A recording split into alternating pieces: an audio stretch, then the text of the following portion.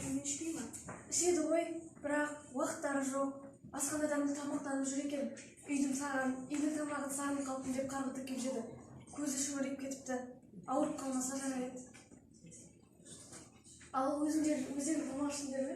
Біз қайтесіз, шаршапсыз ғой, демалыңызшы. Әпке, сүйінші. Ойбай, қалағаныңды. Азира ана, оқышы. Иә, тез оқышы. Алматы қаласы Абай даңғылы 10-ші үй 17-ші пәтер Ускановқа. Қымбатты Омар Ысқақұл, Ысқақұл дейді. Кіші ғылыми кеңес сіздің жұмысыңызбен танысып шыққан соң, оны қанағаттандырарлық деп тауып, философия ғылымдарының кандидаты деген атау алу үшін диссертация қорғауға шешім қабылдады. Диссертация 16 тамызда. Құтты болсын, Омар. Орындалды. Әпке драмасын өздігінше қойып шықтыңдар. Бұл жердегі сендердің көкейлеріңде болған қай негізгі мәселе? Анасының, апасының ана болуы ма? Бұл жерде отбасындағы тәрбиелік құндылық неде? Менің ойымша, бұның мәні бұл жердегі отбасылық тәрбиедегі құны сияқты деп ойлаймын.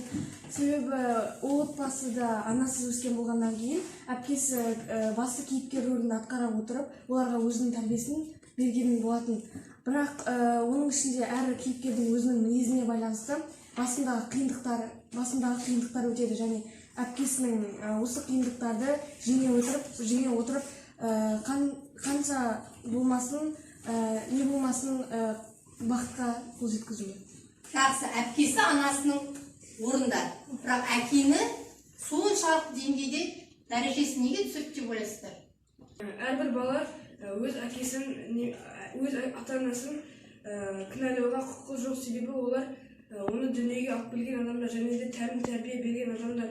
Бұл жерде Тимурдың әкесін жазғыруы ол дұрыс емес, себебі әкесі болмағанда ол дүниеге келмейтін еді. Және де анасы қайтыс болғанға дейін әкесі оған тәрбие беріп, оны бағып қаққан, ал анасы қайтыс болғаннан кейін оны көтере алмай тастап кетті деп ойлаймын. Өзіңде ата-анаңды бағалап білуің керек, бағалауың керек. Ол бәрі адам кешіре алады, кешіру де тиіс деп ойлаймын. Ертең ол жоқ болса өзі өкінеді, бар болған кезінде бағаламайды. Бар кезде қолда барда алтынның қадірі жоқ дегенде сол айтайын. Рахмет. Қандай? Бір анадан туған әрбір отбасының бауырлары бір-бірінде осындай ықыласпен, осындай махаббатпен ізгі ниетті көрсету керек деп мен ойлаймын.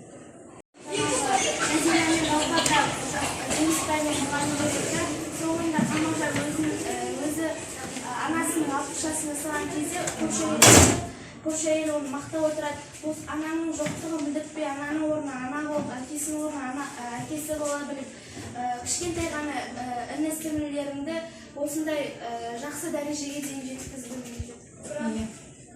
Бірақ соңында олар 60 жасын тойлап қуаныштан болғанда Тимурды Омар күтіп отырады.